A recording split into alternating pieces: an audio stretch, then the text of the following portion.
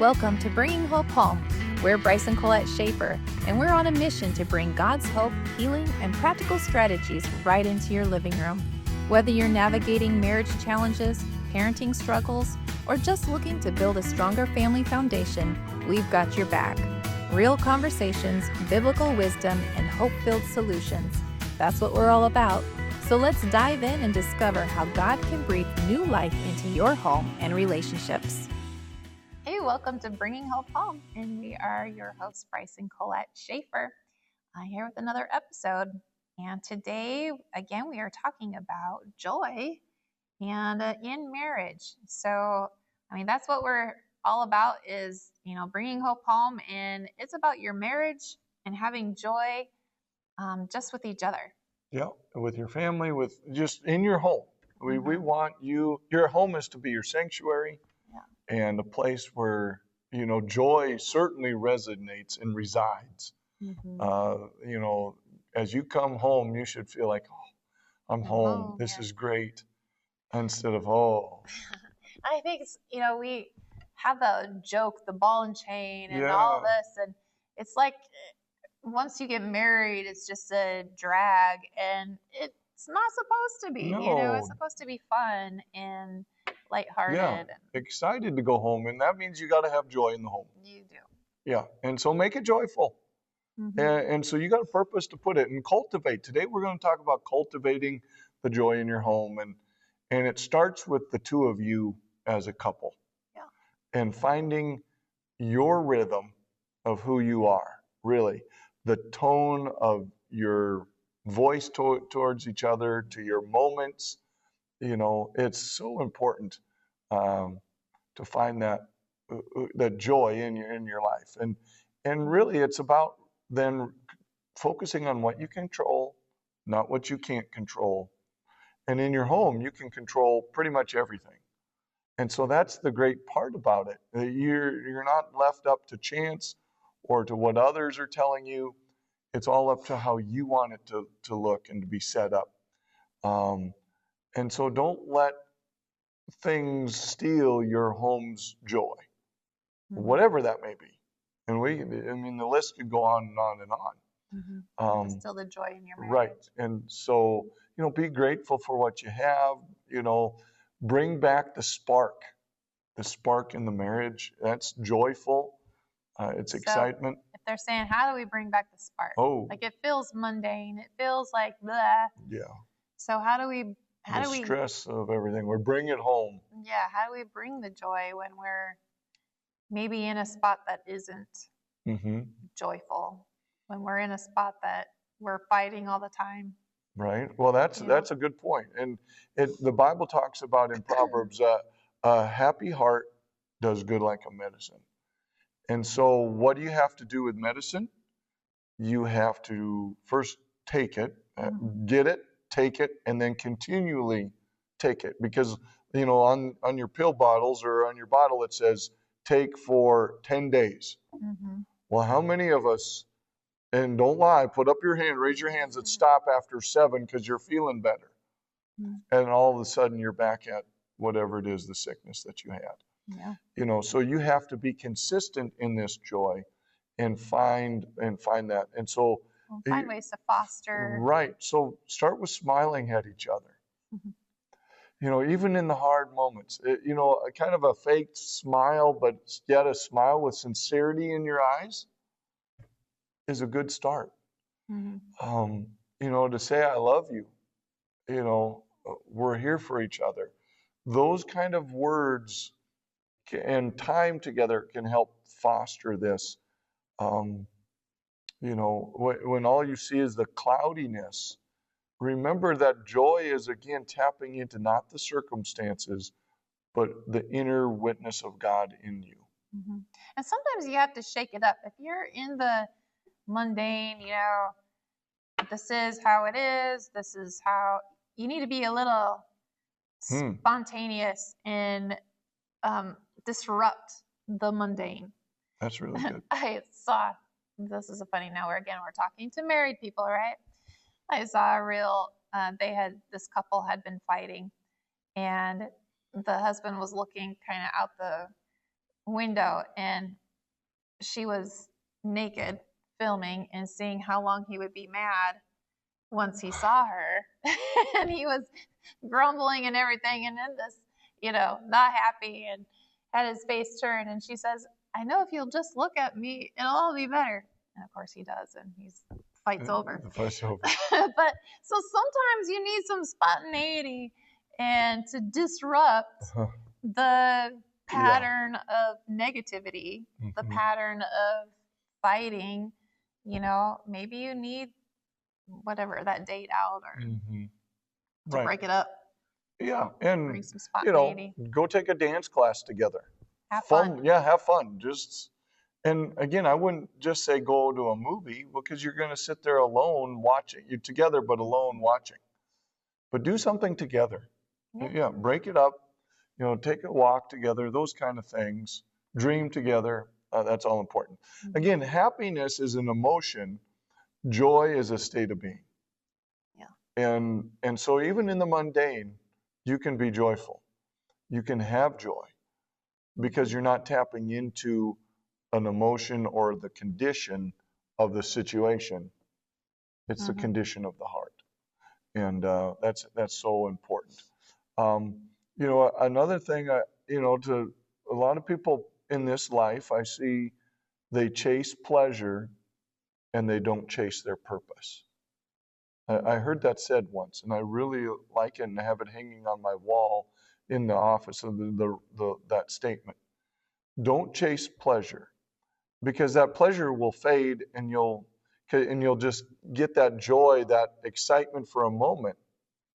But when you're chasing your purpose, which then includes God, because you're chasing your purpose of what you're designed for, what you're created to do, your assignment for today. Have you ever just gotten up in the morning and said, God, what's my assignment today? It's the same thing I did yesterday, but there's a new assignment because I have another day. Again, that's changing up the mundane. Look for those assignments. How can I bless my spouse? How can I bless my kids? Well, they don't deserve it. They don't ever say thank you. Well, do you say thank you? Do you foster the joy in the assignments that God's given you for today? Probably not.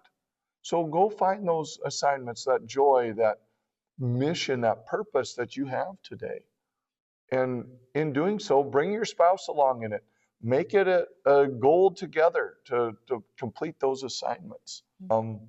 Now, we said this in other podcasts and in other situations.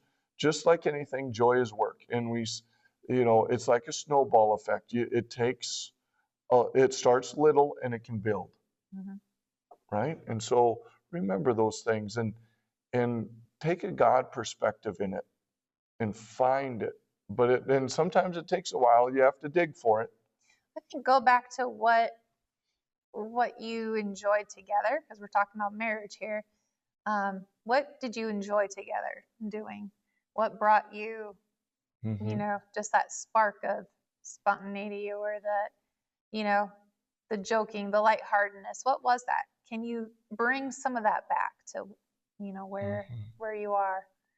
And that spark, well, I found that when we did this activity together, and we don't get to do that anymore. Okay, well then, what was it in that, in whatever that you were doing that gave you that spark? How can you bring it into what you're doing today? If it was, I met him doing such and such, or whatever, we enjoy doing this together, and now we can't. I don't know, but find those moments and how to bring them in, that lightheartedness, that fun, loving. Are you still flirting with your spouse? If you've been married for a long time, that brings joy into a marriage. Again, the lighthearted flirt. Send a text of, I love you, I appreciate you, and pat on the tushy when you walk past. Yeah, all those are good things. Yeah. Help to foster joy. And, sometimes when life is heavy too, take breaks from your worries. Now, when I say take breaks, then I'm not giving you permission to go deal, with alcohol or with other substances or any of those kind of things, but take some breaks. And it's not about ignoring, because those things you're trying Don't to take a break ignore. from your marriage. Right, right. But you're taking breaks. If that's your worry, then I don't know where. Go seek, call us and we'll help you figure this out. But, take some breaks a little bit and just have a moment to breathe.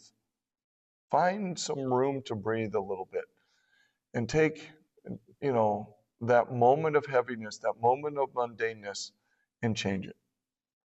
And not get into the substance abuse. Don't get into carelessness or gambling or those kind of things, because they will steal more of your joy on the back end of things. That's like pushing the mortgage payment down. Well, they say I cannot pay for a couple months, but it's going to be on the back end now. That's never good. Well, you might have saved for the moment and then you just spend it anyway and you feel good for the moment. It's not about feeling good for the moment, because you're going to feel more rotten later. It's about, again, taking a break, just enjoying, putting everything else aside, enjoying each other or your family together in a new environment, in a new situation for just a moment. Yeah. That's it. That's good. I want to talk about, quickly before we end, is practical ways to prioritize, connection despite your busy schedules, and overcoming, joy stealers. Because we can get into the life and there's a lot of stuff that we have to do. We have to have our jobs, we have to take care of our kids, and there's just a lot of, when you're dealing with finances and when you're dealing with this and that, it can steal your joy pretty quickly in the home. And so what are some things that we can do to, bring back that joy, especially in the marriage, and to break up that mundane, and I would say, first of all, as individuals, check where you are, in your energy and your stress level, what's going on. Be that for each other too. If you see one is stressed, try to lighten the load for the other one. And that will help. Yeah, you're each other's helpmate. Yeah. For sure. To foster the joy. Yeah. Anxiety comes, or if you're comparing yourself to one another, those joy stealers. Comparison is one of the biggest, envy is one of the biggest joy stealers we have. Don't compare yourself to anyone on Instagram. Right. Sure. Again, social media, take a break from social media. You'll be happier. You really will. Yeah. What you see on there is what they want you to see. You don't, see everything else. So. Right. So remember those things. I always go to Matthew 11:28-30, where Jesus says, let me carry your burdens, for my yoke is easy and light. Have you talked to Jesus about those burdens? Have you talked to him about your sleep? Those kind of things. Let him talk to you and give you his wisdom. If you're in a toxic relationship, and I'm not just talking marriage, outside of marriage, or negativity that's going on at work, don't bring those things home. Leave them out. If you need to take 2 seconds before you get out of your car or before you walk in the door at home, somehow do something to just shed that toxicity, that stress, that's going to steal your joy when you walk in the door. Very important to do that, I think. Right. Yeah. So anyway. Yeah. Bring the joy. Bring the joy. Yep. All right. Well, I hope you got something out of this today, and finding joy in every part of your life and in your marriage. So until next time, bring hope home to your life today. If you're listening on the Apple Podcast app, give us a 5-star rating and drop a review. If you're listening on Spotify, give us a follow. And if you're watching on YouTube, hit the subscribe button. See you next week.